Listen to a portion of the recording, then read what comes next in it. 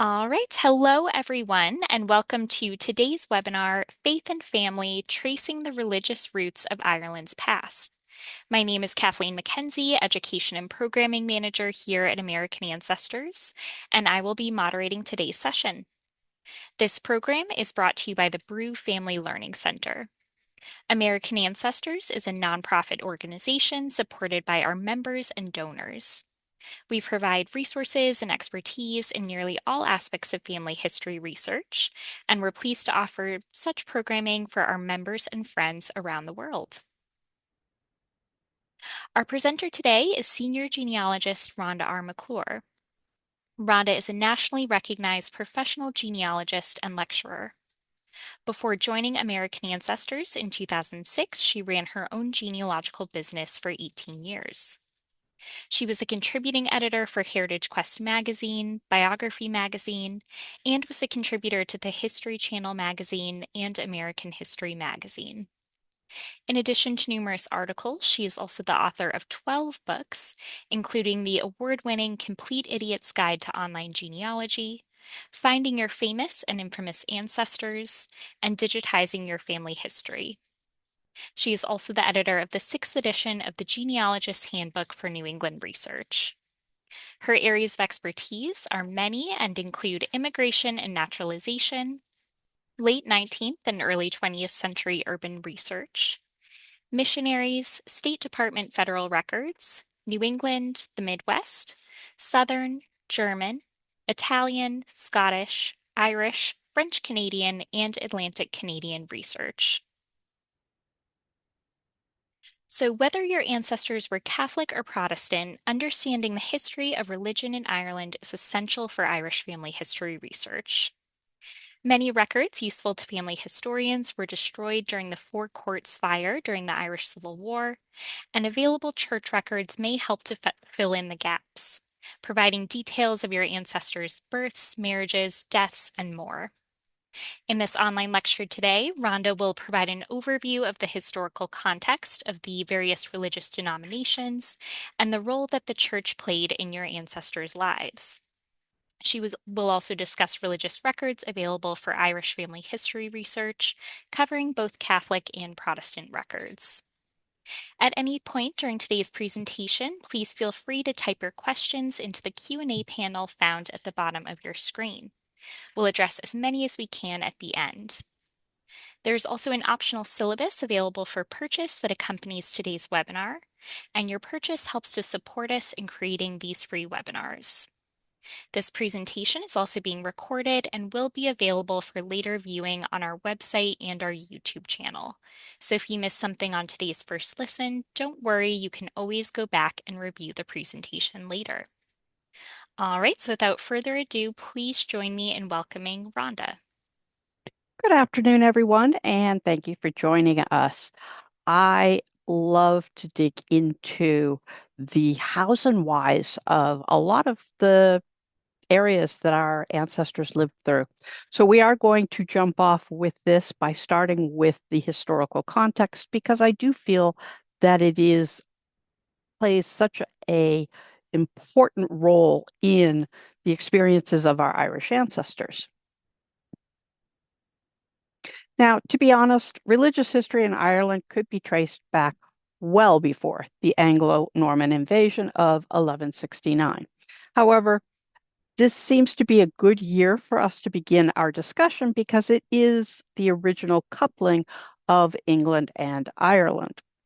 It will be almost 400 years though before we begin to see a true flexing of the English muscle as it pertains to the religious history of the people of Ireland. And you can see here on this particular little timeline that yes, the Anglo-Norman invasion was 1169. However, the Irish Acts of Supremacy and uniformity that ensured sort of a Protestant consistency are not enacted until 1560.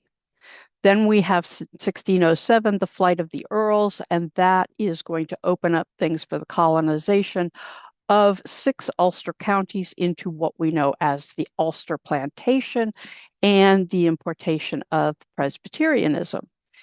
Beginning in 1695, we see the earliest of the penal laws, more appropriately perhaps known as the popery laws, because most of them were directly pointed at the Catholic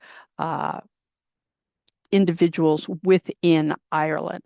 In 1795, we see the founding of the Protestant organization. It's a fraternal group, the Loyal Orange Institution, which is more often commonly referred to as the Orange Order.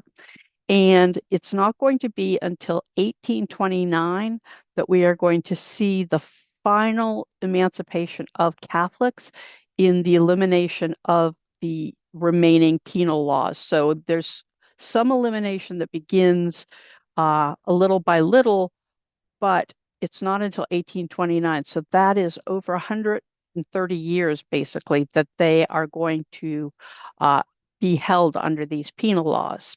Of course, 1847 to 1855, we see the Great Famine, also known as the Irish Potato Famine, that actually is going to have the results of what we are talking about historically play a role in what happened in the Great Famine.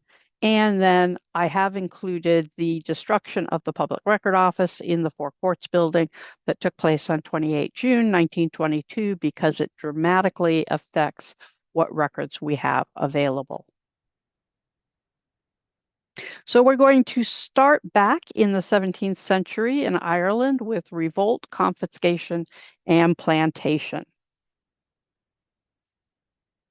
If you know anything about Europe, you know that they're always kind of at war with each other. And so early in the or late in the 16th century, and it fell over into the 17th century, we have the 9 Years' War in 1594 to 1603.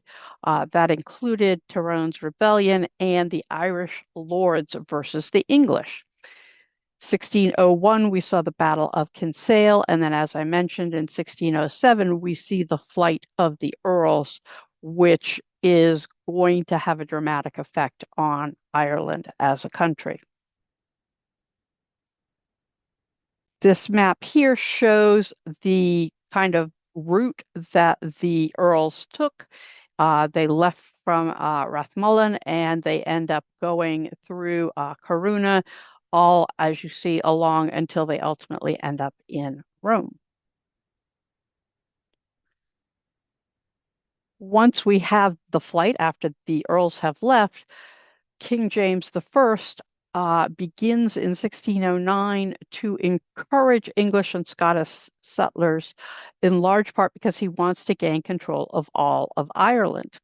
And he develops this plantation scheme where he is going to reward these English and Scottish settlers with lands.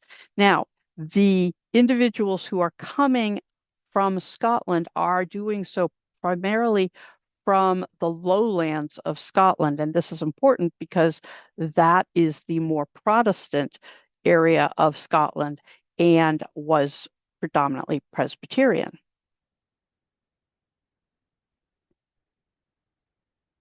Here you'll see the lowlands of Scotland and the English border.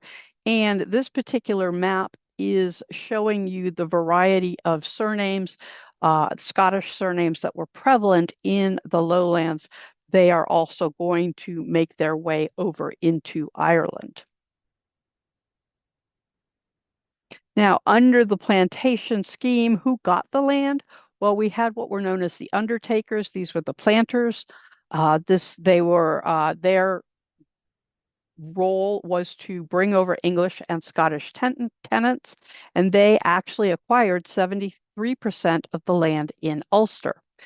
They were required to plant 10 families or 24 men per 1,000 acres that they owned, and they could not rent to Irish tenants.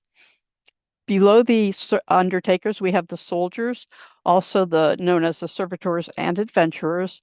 They were allowed to rent to Irish Catholics, and they were acquired 13% of the land. You also had the Irish who were loyal to the crown, so those who were, in support of James I and most likely were not practicing Catholics. And then there were the institutions. Trinity College in Dublin was given large amounts of land, and also the Church of Ireland uh, as well. Here is a map that shows you the variety of areas that were assigned by color coding. So you can kind of see based on the colors who had who was assigned specific areas of land. Specifically, if you notice the darker green in and around Tyrone, that was assigned to the English undertakers. Meanwhile, you have the lighter yellow Donegal area Strabane, that was assigned to the Scottish undertakers. And remember, where they are setting and based on their requirements is going to affect the religion in the area. So in Antrim, in Antrim and Down, Randall MacDonald, who was an Earl of Antrim, he was granted 300,000 acres. He brought over lowland Scots and he settled North Antrim. James Hamilton and Hugh Montgomery, two very well-known surnames, and the largest group of Scottish settlers. They were over Northeast County Down, and they had, Scottish settlers from the southwestern counties of Scotland. Then there was the southern part of Antrim, the English landowners under Sir Arthur Chichester and others. This area was predominantly settled by English individuals. And one of the kind of migratory routes that you can see because of the North Channel, you see where the Scots were coming from in Scotland over into the Ulster area. This was not a huge stretch for them by any, they could just cross the channel, and makes sense why they ended up settling where they did and getting some of their lands where they did. The land distribution by 1610, the Scottish precincts were very specific in the counties as you see them here, with them getting the identified parishes, Clanky, Tullyhunco, etc., and identified. So if you find your ancestors in one of these areas, it is very possible that either they were Scots-Irish, meaning they were Presbyterian, or that the area that they were in was taken over by the Scottish individuals. One of the most perhaps forgotten counties is County Monaghan, and settlement was in 1591. Most of the lands in the native were left in the native Irish hands under the MacMahons up until about the mid 17th century. At that point, the English, the Scottish, and the Welsh settlers begin to come over. The largest numbers from these three countries are going to settle there between 1660 and 1730. In 1659, there was a census where only 434 households were of English or Scottish origins. By 1730, nearly every parish had British householders. So just in roughly, a 70-year period, it magnifies tremendously. Now, in 1641, we have a rebellion. This is a resentment by the Irish over the loss of their lands, let's be real. This was led predominantly by the Catholic gentry and military, and many towns in Ulster were actually captured by the rebels. One of the most well-known events was the Portadown Massacre in 1641. But as you can imagine, this is all going to affect the Protestants in the area and back in England, who are now going to take an even dimmer view of the Catholics in Ireland. For those of you who may be interested, there is an entire website devoted to the 1641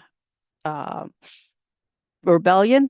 including online depositions, which is kind of fascinating. This is found through the Trinity College Library in Dublin at the URL that you see at the bottom of the screen. And among other things, here is one sample of what happened. There's a 1642 deposition by Philip Taylor, who survived the Portadown massacre, and they have transcribed it for us so that we can read it. Again, the more we understand about the history of the areas our ancestors are in, the better we can understand maybe why they did certain things or made certain decisions. Moving forward, we are going to see the Williamite War of 1690. The Siege of Londonderry in 1689 saw large Protestant resistance. There was a 105-day siege in which over 15,000 individuals would die. What led to the Williamite War would have been, the Battle of the Boyne in 1690, from which the uh, the Orange Order draws their name because of William of Orange, who is successful at the Battle of the Boyne. And of course, he himself was Protestant. So thousands of settlers from Scotland are going to arrive, and there are what are known as granting of 31-year leases. In Ireland, a lot of the land is not fully owned. It's based on a year, like a number of years lease, and 31-year leases was something that happened.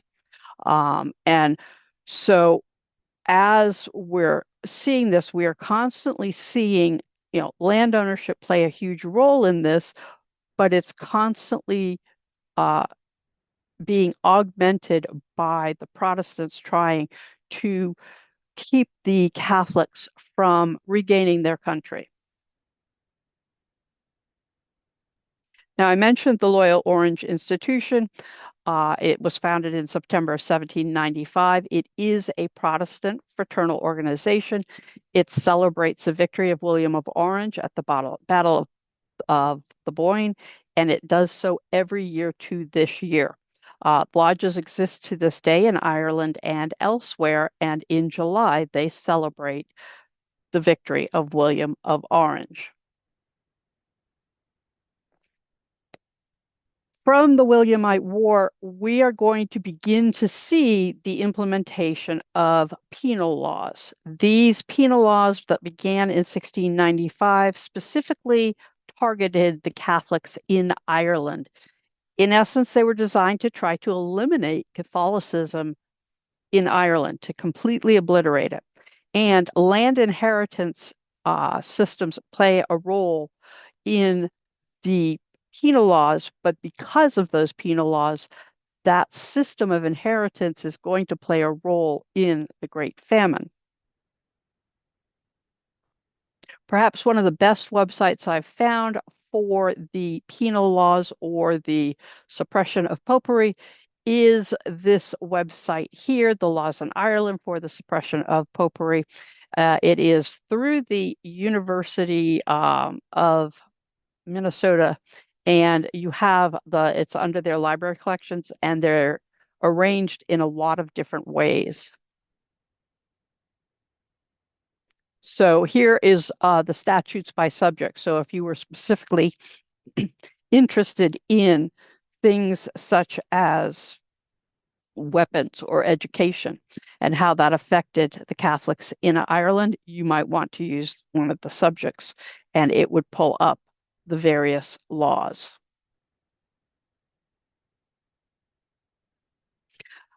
One of the first laws enacted was the Foreign Education Act 1695. Section 1 denied Catholics leave to study abroad. In other words, if you were a Catholic and you were interested in, say, going to Europe to go to college or something, you would have probably not been allowed to leave. It prevented parents from sending their children to Europe for a Catholic education.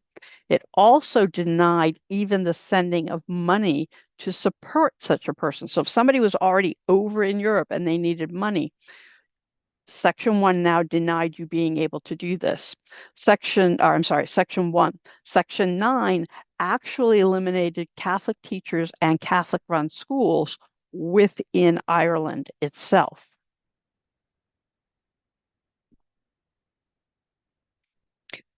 Also passed the same year was the Disarming Act, 1695. It prohibited Catholics from possessing any arms, ammunition, or horses of military capacity.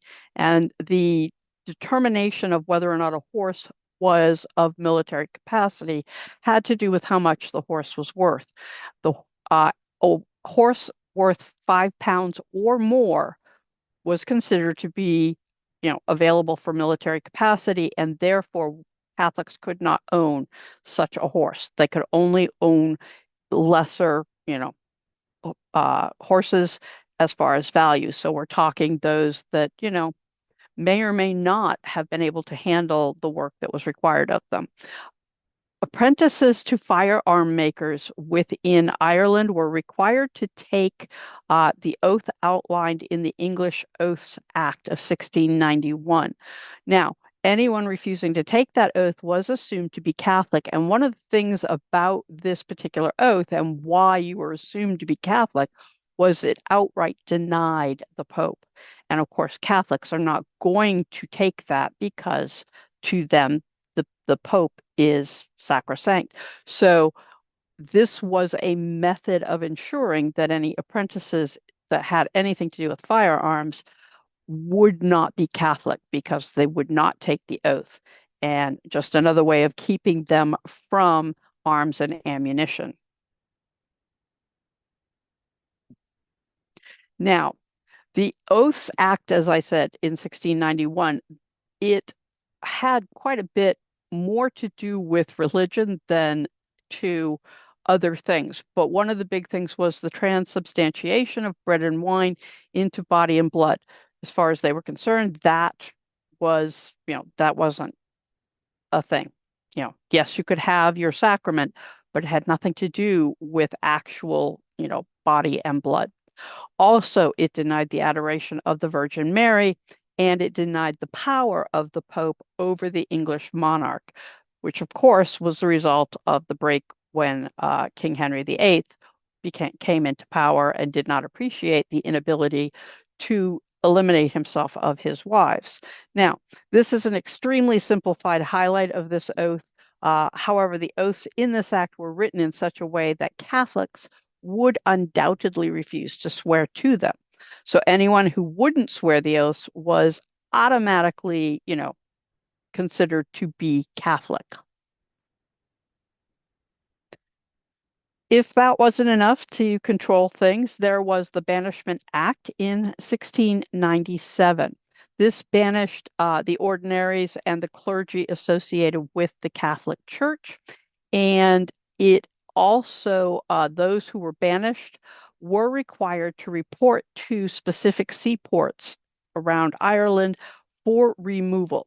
By 1698, it included all Catholic archbishops, bishops, vicars general, deans, Jesuits, and monks, in addition to the original clergy that they had identified.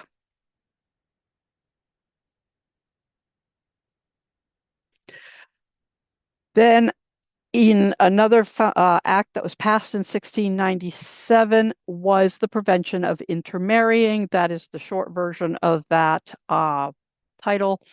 It was indeed designed to prevent Protestants from marrying Catholics, more specifically, the Protestants of what was the established church of the time.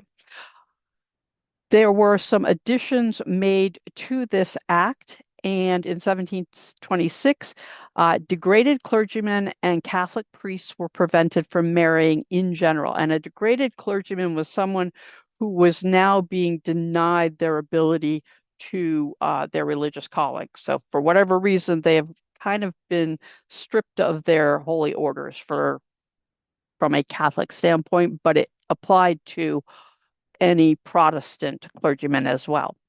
In 1746, annulments were issued on any marriages by Catholic priests. This included two Protestants who may have gotten married by a Catholic priest, as well as a Protestant and a Catholic. And then in 1750, they closed a number of loopholes that interfaith couples had been very creative in discovering that they had been using since 1726. So again, there was this intent to isolate Protestants and keep them completely separate from the Catholics. In 1703, we have denial of immigration of priests. Specifically, the act was called the Prevention of Popish Priests from Coming into the Kingdom Act, 1703. It prohibited new Catholic priests from arriving in Ireland. This was also in concert with the Registration Act of 1704 that we're going to talk about in a moment. The goal was that if they could keep new priests from coming into the country and keep track of the ones they already had that would just grow old and hopefully die, that they could ensure that Catholicism would be phased out within Ireland. The Registration Act 1704 is as it sounds. It required Catholic priests living in Ireland to register at their local magistrate's court. They also then were required to pay two 50-pound bonds, ensuring good behavior. And they were not allowed to migrate around Ireland. They had to remain within the county of registration. Now, the act also did have an incentive if the priest would convert. He was offered a 20-pound annual income if he converted to Protestantism. And interestingly enough, the income would be collected from the Catholics that the priest had previously served. So they were going to support their priest, who was no longer their priest, because now he was, in essence, a Protestant individual. Here is a map from the Atlas of Irish History that deals with penal laws. And this particular map was taken from James Kelly's essay, From Splendor to Famine, in the Atlas of Irish History, edited by Sean Duffy. It was published in 2012. And it shows the percentage of Catholic ownership in 1703, the number of Catholics licensed to bear arms in 1704, and also the registered Catholic clergy per county. So we're going to zoom this up a little bit. And you will see that the color coding is the number of Catholics who had ownership within of land within the area. The numbers in the red circle, so if you'll see under Donegal, you will see a 1 in a little red circle of sorts. That indicated the number of Catholic gentlemen who were licensed to bear arms in 1704. And below that, we have the square with the blue square with 21 in it. That showed that there were 21 registered Catholic clergy in that county as of 1704. So it's interesting to see that many of the counties have absolutely no Catholic gentlemen who are licensed to bear arms. And in, many of the other counties, it is under, it's under 5 in most cases. So this particular volume is very good because a lot of the Irish history, they have a lot of maps showing you what it is that they're discussing. Then there were what were ultimately known as the Popery Acts of 1704 with its revisions in 1709. The full title of the act was an act to prevent the further growth of popery. It was also known as the Gavelkind Act, which I'll explain in a moment. It consisted of 28 sections in 1704, and this included anything you could imagine: prohibition of purchasing land, restricting the inheritance rights of Catholic Irish who already owned land, education, guardianship, employment, franchise, right to vote, and conversion. These are just some of the things that were covered in this act. So, Section 1 was the prevention of conversion of Protestants to Catholicism. I'm not really sure how they plan to implement that. I'm sure there may have been some who did so in secret. However, Section 3 flipped that around and encouraged the conversion of Catholics to Protestantism. And if an eldest son of a Catholic family converted, he was automatically granted 1/3 of the parents' property. And the parents who may have owned it at that point were reduced to having what's known as a life interest in the property, such that when dad dies, he can't bequeath that land to anybody. It's automatically gonna go to the 1/3 is automatically going to the eldest son, and then he had, dad no longer has any control. The eldest son has got, at that point, the most control. Uh, Also, some of the issues with land ownership, it limited Catholics buying or leasing land to an ownership of 31 years or less. Again, leasing was something where it comes out of the fact that you had these large estates that were owned by the undertakers, etc., and they would lease to those below them. And so the Popery Act of 1704 is going to limit the Catholics from having any real ownership or leasing to a maximum of 31 years on that property, and then somebody else can get it. They also enforced what was the traditional Irish inheritance of gavelkind. This is land was divided equally among all of the deceased sons. And so you have a big piece of property and you have four sons, each one gets a fourth. Despite the ultimate elimination of these popery acts, it became the way in which the Catholics continued to divide their land for inheritance to the children. And that is going to ultimately play a role in the Great Famine because the land is getting smaller and smaller and smaller. It also included a limit. So if you had acquired land through the leasing, you had to take possession within 6 months. If you didn't, the land might automatically revert to the closest Protestant relative.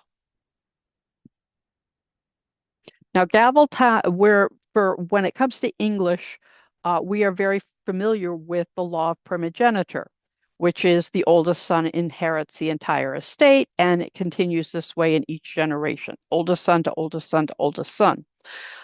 All the other sons, this is why you have your soldiers and you have yours who go into the religious orders and whatnot. The Irish law of gavelkind, however, was that all sons inherited equal shares of the whole. And despite ultimately eliminating the Popery Act of 1704, this sort of became ingrained and it just continued in each generation. And obviously, the more generations, the smaller the shares, to the point where you had individuals who had the tiniest of plots as a result. And again, once we are relying solely on something like potatoes, and you've got a little tiny plot and something happens, you've got nothing, you can't grow anything else. And so this will play a role in the Great Famine.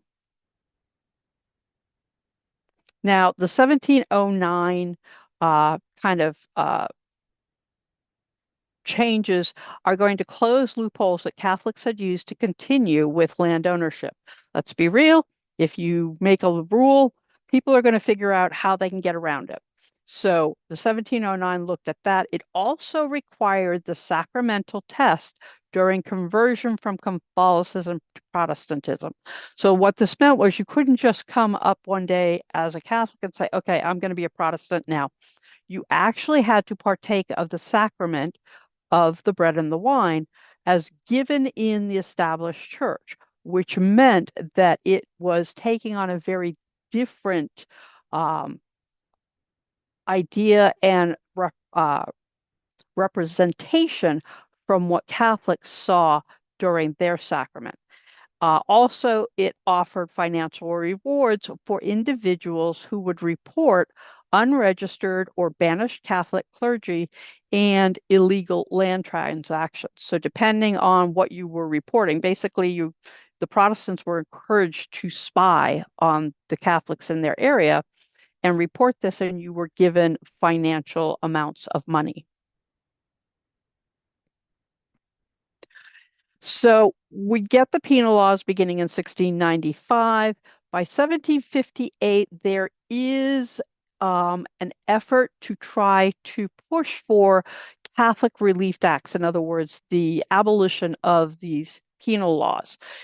In 1760, eminent Catholics opened dialogue with the more liberal Protestants in the area and in the time frame requesting reforms.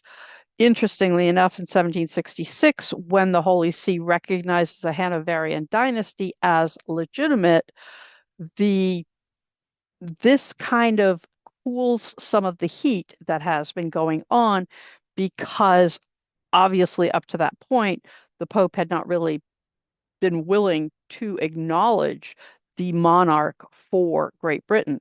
And so this does play a role that ultimately sees us the opportunity to begin to repeal those penal laws in 1771. One of the first acts is what's known as the Unprofitable Bogs Act of 1771. This allowed Catholics to reclaim and hold 50 acres of bog under a lease for up to 61 years. So that's 30 years longer than they were able to own their land in the past. However, the bog land could not be within a mile of any city or market town because, of course, the bogs, they would use that for, fire, for keeping their houses warm, etc. So basically, you were not going to be able to make any money off of these bogs, but you could certainly have the land if you wanted it. Also in 1774, an oath of allegiance finally replaced that oath of supremacy, allowing Catholics to no longer have to deny the power of the Pope, but still swear allegiance to the monarch. In 1777, we see the Leases for Lives Act, and Catholics were allowed to hold leases of land for 999 years. One of the interesting things is that for many of us, when we are looking for our Irish ancestors, of course, in the land records, we see these leases in lives. Usually there's like 3 lives: grandfather, father, and son. And this came out of the Leases for Lives Act of 1777. This also allowed Catholics to inherit lands by law of primogeniture.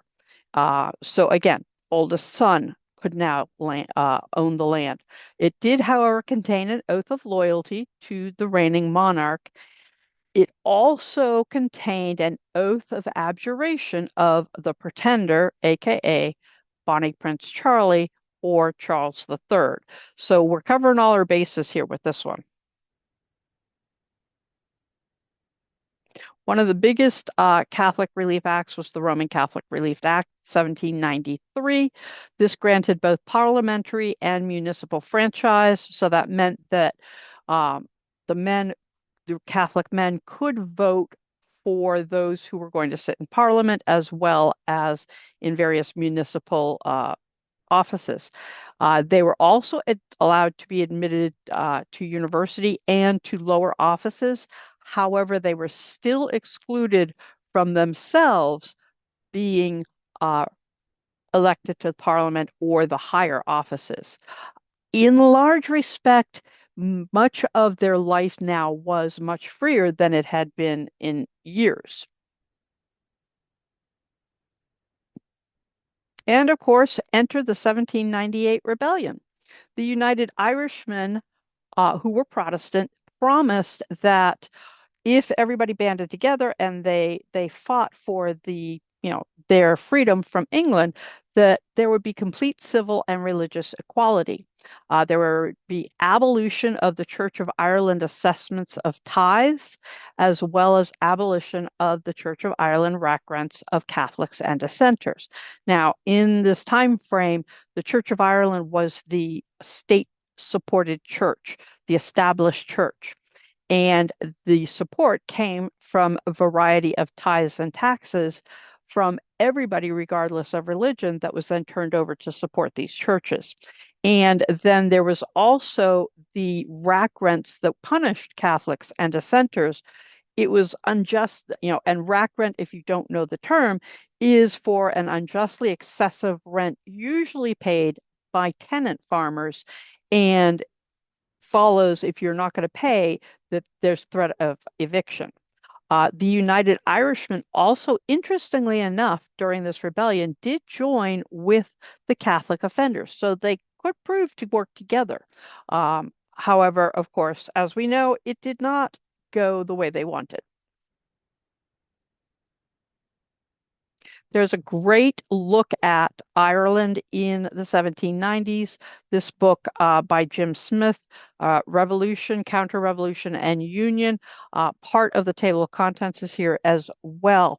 The book has a collection of essays, much more than are shown in this screenshot. One of my particular interests that I saw was David W. Miller's Irish Christianity and Revolution, which is unfortunately on the second page of the table of contents.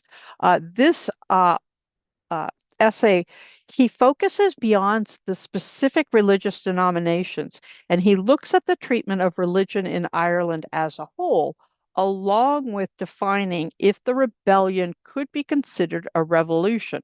Most of the definition of revolution is that it affects some kind of political change.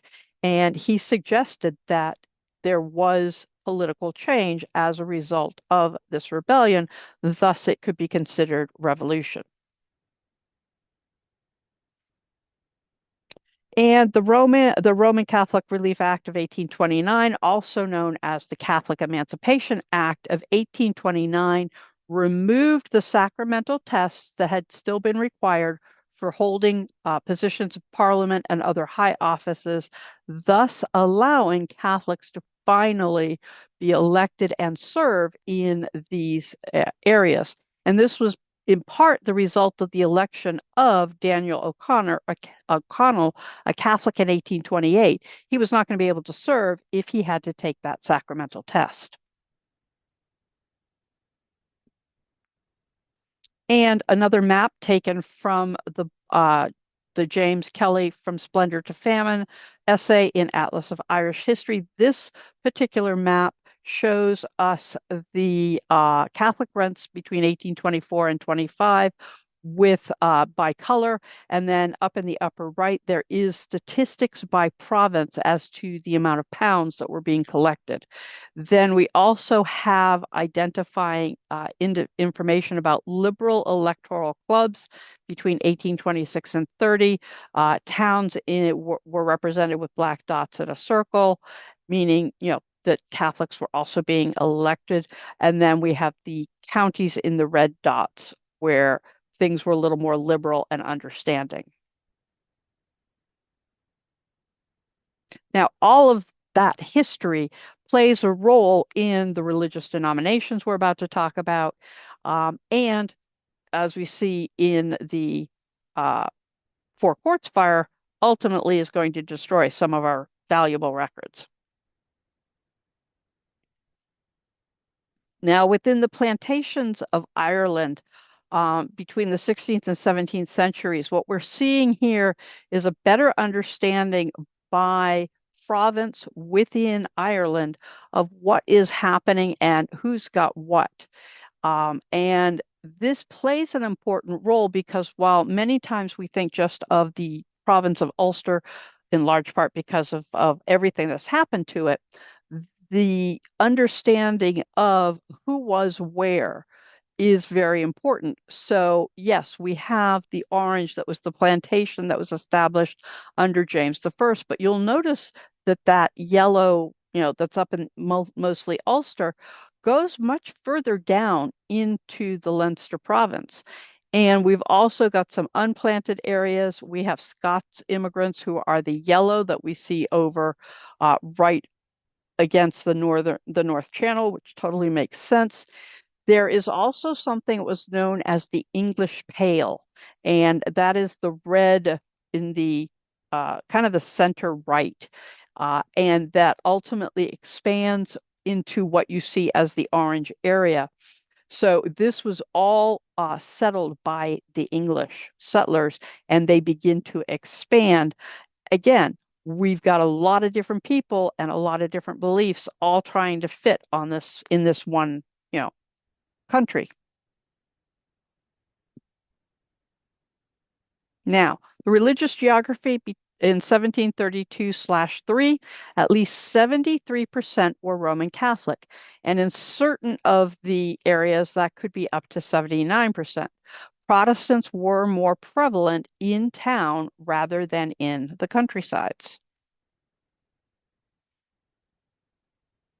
And I have taken and overlaid the counties as they appear with the Church of Ireland strength within each of the areas. And so you can see the Pale, you can see Ulster, but the Church of Ireland was predominantly found in Ulster and the Pale. Outside of that, you had other Protestant denominations, but the Church of Ireland as a whole was not a very strong religious denomination throughout all of Ireland. In fact, in this particular map, the 1834 denomination breakdown, we see within the Diocese of Dromore the Church of Ireland, Presbyterians, and Roman Catholics broken down by parish. And the parishes in this case are the civil parishes. They have nothing technically to do with religion like we think. In Ireland, there are civil parishes and then there are religious parishes. And so you can see that in many situations, the numbers of the Church of Ireland are quite small. And whereas, even your Presbyterians outnumber them. By 1861, the religious geography shapes out with Roman Catholics again, 78%, Church of Ireland, 12%, Presbyterians, 9%, and other denominations at less than 1%. So when we talk religious denominations, what are we talking about? Well, predominantly we are talking Church of Ireland, the various Presbyterian groups, Roman Catholics, and the Religious Society of Friends, also known as Quakers. Just a reminder that unfortunately, the registers for 1,000 Church of Ireland parishes were lost in the explosion that affected the Public Record Office in the Four Courts building in 1922. The Battle of Dublin, 28 June to 5 July 1922, was the beginning of the Irish Civil War. The explosion in the Irish Public Record Office, which was in the western block of the Four Courts, destroyed Irish state records going back to the Norman conquest, along with many Church of Ireland parish register records, earlier censuses, and more. What's interesting is that the Church of Ireland parishes had been encouraged to deposit their records in the Public Record Office such that they might be preserved. And 1,000 parishes did just that. And unfortunately, that is not what happened. And we do have an entire um, uh, webinar on the Four Courts fire in Dublin and what happened and how things are growing today to try and replace a lot of those records. All right, Church of Ireland, it was Episcopal in faith and structure. Most popular among areas that saw immigration of the English families, thus South Antrim, North Armagh, Northwest Down. And The support was from the landed classes, and it helped maintain a presence across the Ulster province. So remember, this was the state church. It was supported monetarily through the landed classes. It was the state church in Ireland from 1537 to 1870. You may also see it referred to as the established church or the church on occasion in records. It was an administrative unit is the parish. So if you're looking for the records of a specific area, you're looking for a parish. The earliest parishes whose records do still survive is 1637 for St. Thomas's Church in Lisburn and 1642 for St. Colum's Cathedral in Derry. Among their types of records, we see registers of baptism, marriage, and burial, the vestry minute books. This would have to do with the business of the church, pew lists, because they often rented or bought their pews, and tithe records. This is a diocesan map of the Church of Ireland, showing the what exists now. Many of the ones that have like multiple names put together were at one time separate, but over time they have had to condense because of lack of support. One thing to keep in mind, because it was the established church, is that the Church of Ireland registers may have marriages of individuals from other faiths. Looking at some of those penal laws, if you wanted to have a legal marriage recognized by the the civil authorities, sometimes you went to a Church of Ireland rather than going to to a Catholic church or something. So keep that in mind if you are looking for marriages during the penal law time period. With the influx of Scottish, we see a number of Presbyterians. There are many different groups. We have our Successor, our non-subscribing, Reformed, Free, and Evangelical. They have been in Ireland since the 16th century. The first Irish presbytery was founded in 1642. Now, what's the difference between all of these? Well, the Successor Presbyterians, they are the largest of the three historic Presbyterian branches, followed a conservative evangelicalism. First Successor congregation was founded at Lisle Hill in County Antrim in 1741. They reunited with the Synod of Ulster to form the General Assembly with all except 17 ministers. 16 ministers and followers became known as the United Synod of Original Seceders. Ultimately, they all reunited with the General Assembly by 1955, but it matters on what records you're looking for. Another of the schisms was the non-subscribing Presbyterians. They traced to a dispute among members of the Synod of Ulster over subscription to the Westminster Confession of Faith. Those who wouldn't subscribe to the statement of doctrine were referred to as New Light Presbyterians or non-subscribers. Many disagreements and further schisms. However, finally, they formed the General Synod of the non-subscribing Presbyterian Church in 1910. You have your Reformed Presbyterians, also known as Covenanters, because they adhered to the covenants of 1638 and 1643. These covenants addressed liturgical issues, and signers were to maintain the religion and oppose any changes whatsoever to those covenants. The Reformed Presbyterians believed such obligation passed from one generation to the next. So even though you may have agreed to it, your children automatically now are agreeing to it. And they officially formed the Synod of the Reformed Presbyterian Church of Ireland in 1811. And here is sort of a timeline of the evolution of the Presbyterian Church, various schisms.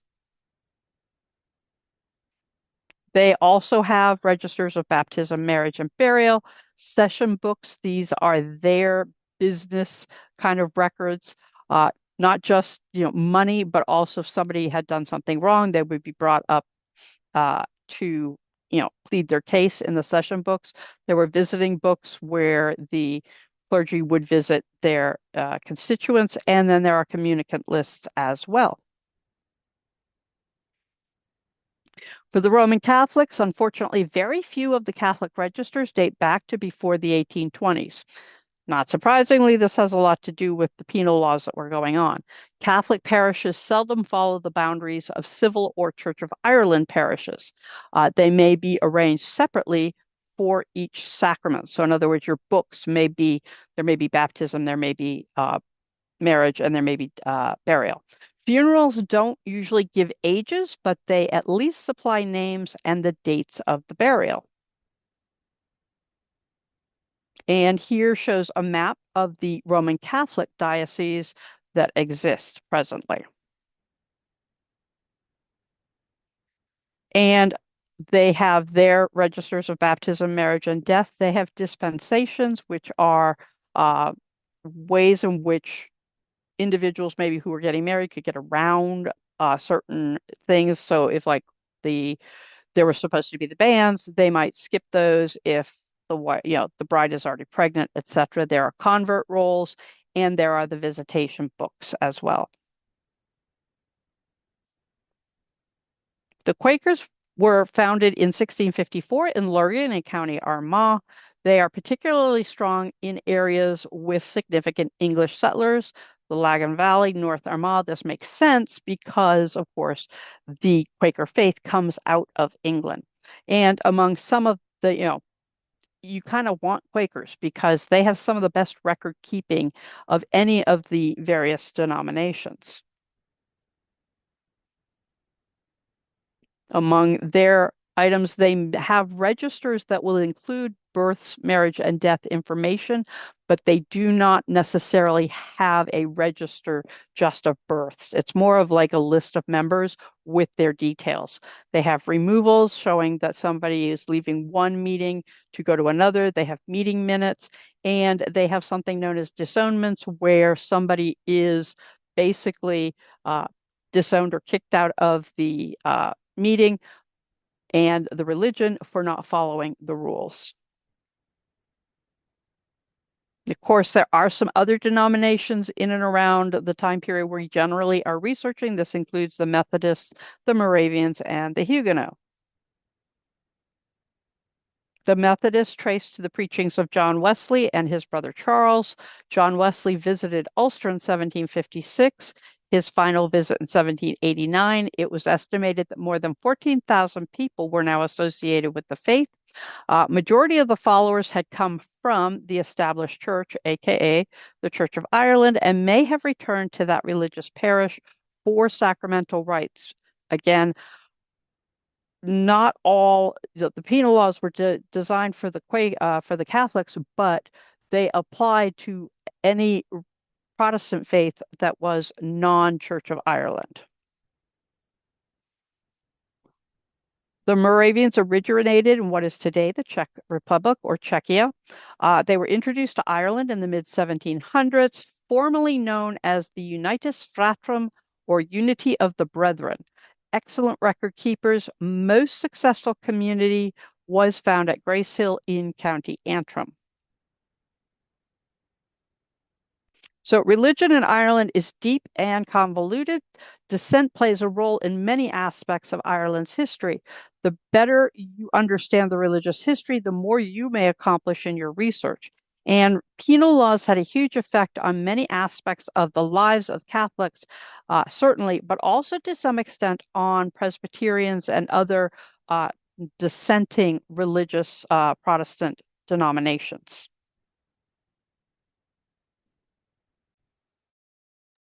All right. Thank you so much, Rhonda, for that lecture this afternoon. So much great information shared there. We will get to questions in just a moment, but quickly, I did just want to share some events coming up that might be of interest to you all. So first up, definitely of interest, I think, for those here today, is our upcoming online seminar, Finding Irish Ancestors, A Guide to Civil and Church Records. This will be happening throughout the month of March. Rhonda will be one of the presenters for that course, as well as our experts Eileen Curley-Peranti, Melanie McComb, and Judy Lucy. I also wanted to mention an online seminar that is happening right now that Rhonda is also participating in called Leveraging Tech Tools in Family History Research. That will be continuing through to March 5th on a weekly basis. And if you register today, you would get access to the recorded lectures that have happened so far. Just one session so far has happened. And then we also have coming up in March a free online lecture, The Basics of Massachusetts Family History Research, which will be presented by our Chief Genealogist, David Allen Lambert. You can learn more about these and other upcoming programs at americanancestors.org/events. All right, so now we will go ahead and turn to questions. I know we are in overtime here, but we'll try to get to a few questions here. So first up, Rhonda, a question. Um, let's see. Did Protestant churches keep records of the individual Catholics who had to pay tithes to that church? So tithes were actually based on the value of land.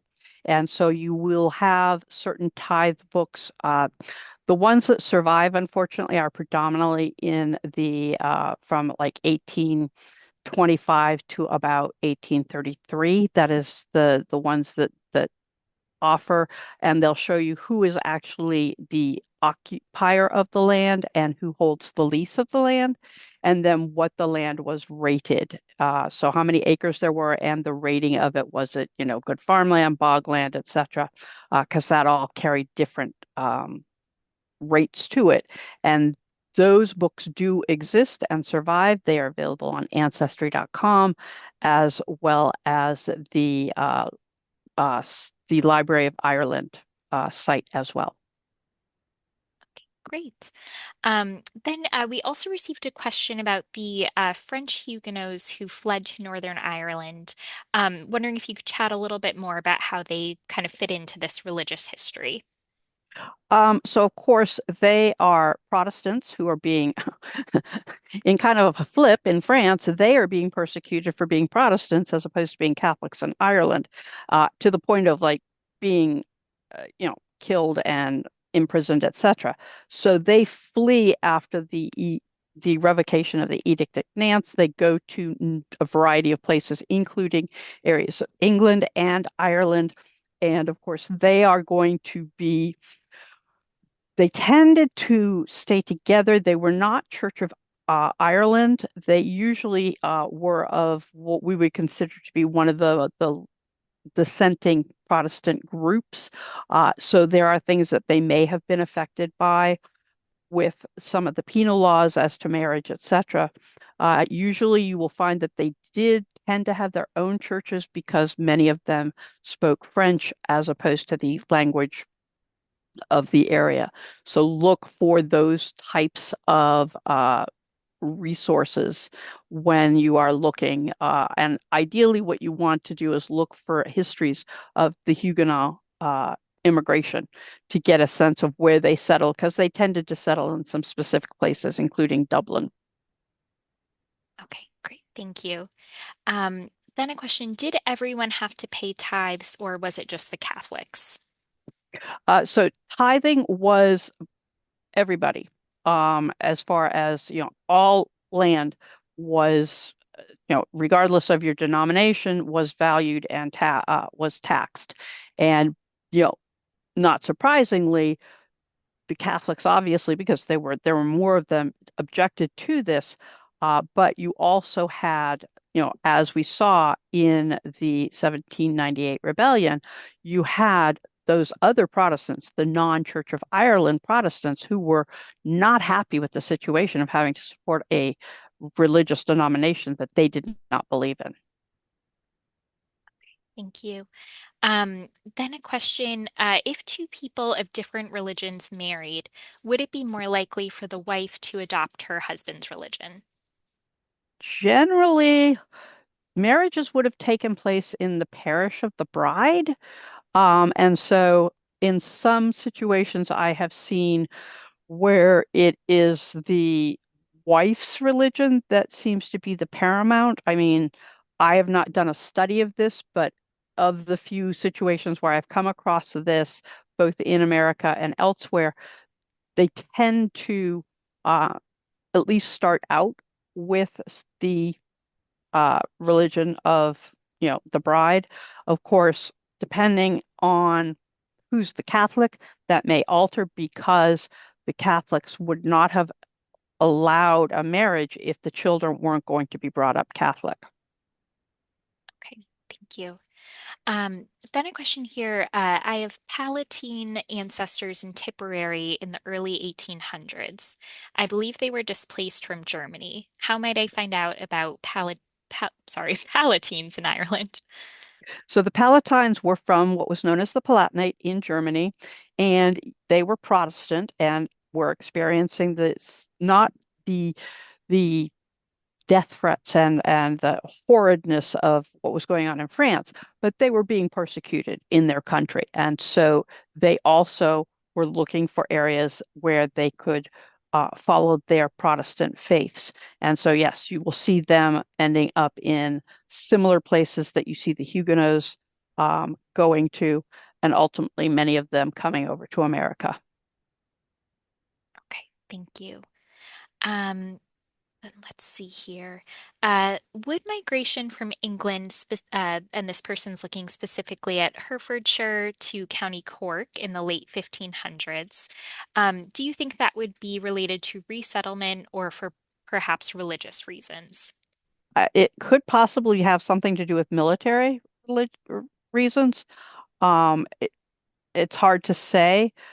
Much of what was going on back in the 1500s had more to do with trying to like gain control militarily. And so you find a lot of, look to see what maybe, wars, skirmishes, etc., were going on to see if military regiments were being sent there to, you know, quell the whatever was going on. Um, because the plantations and the and kind of the encouragement of the settlements did not start until the early 1600s. Okay, thank you. Um, then a question here. Griffith's valuation records show occupiers and lessers.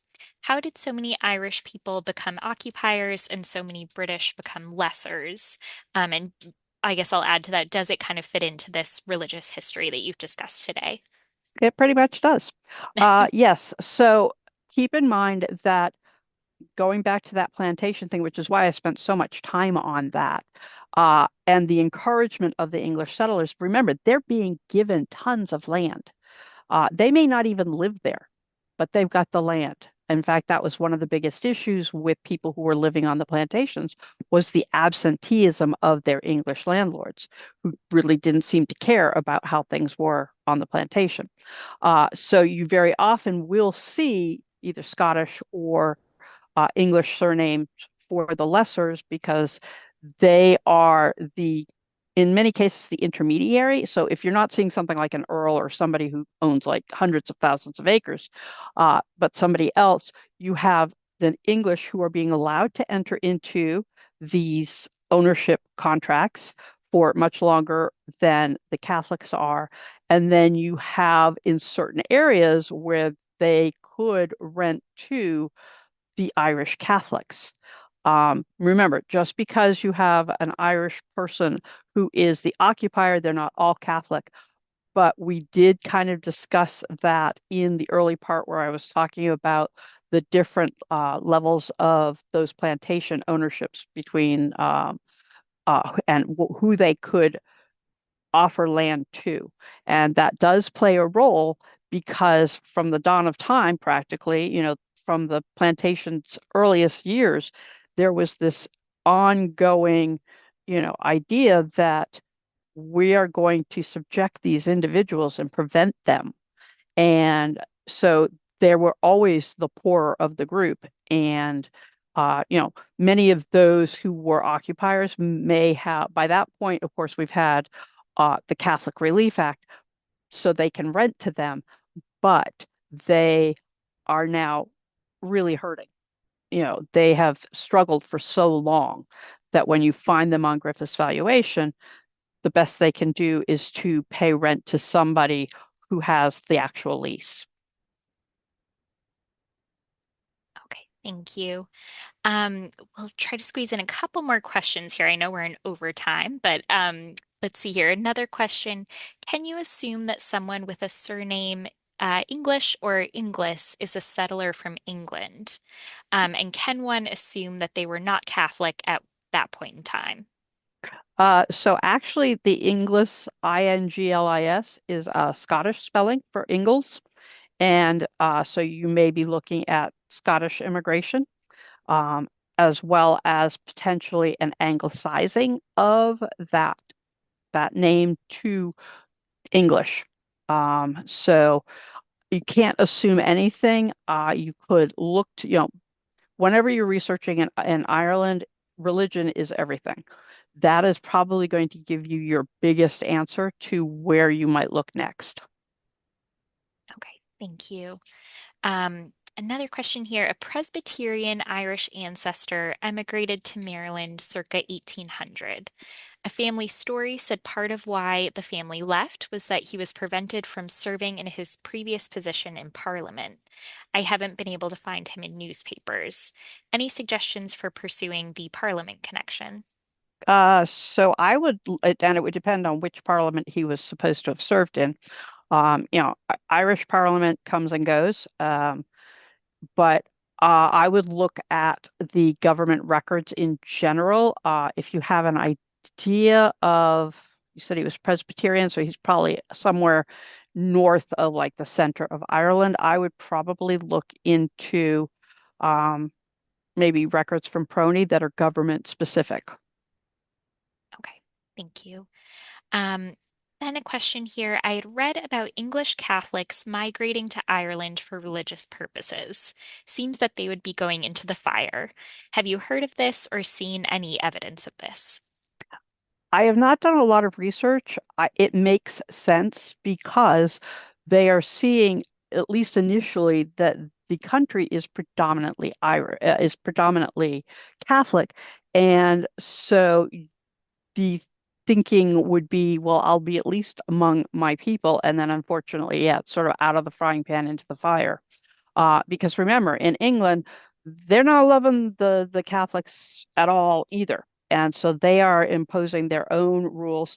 In fact, the oaths that I talked about that were the supremacy and uniformity, as well as the oath of 1691, those are all like knockoffs from England. There were original English ones having to do with the Catholics in England before they end up being used and applied in Ireland. Okay, great. Well, thank you so much, Rhonda, again for the great lecture today and for fielding those great questions that we received. Unfortunately, that is all that we have time for today. But for those of you out there, if you do have more specific questions about your family history research, you might consider hiring our research services team or definitely using our free chat service. This chat service puts you in direct communication with a genealogist. And again, it's totally free and it's open to the public Tuesday through Saturday from 10 a.m. to 6 p.m. Eastern Time. And to access that service, just go to americanancestors.org/chat. It would be a great way to get your questions answered that we maybe didn't get to today. You can also book a one-on-one consultation with our experts at the link shown on your screen or through the QR code displayed there as well. And I'll also mention that Rhonda is one of our genealogists who gives a lot of these consultations, so you could even book one with her if you'd like. So thank you all again for joining us today. As you leave the program, you'll have the opportunity to fill out a survey and give us your feedback. As we continue to expand our webinars and online offerings, any and all feedback is extremely helpful and appreciated. This free webinar was made possible by the generous support of our members and friends around the world. Please consider making a gift to American Ancestors to keep these programs free and to create more free programs in the future. I look forward to seeing you all at our online programs in the future, and goodbye for now.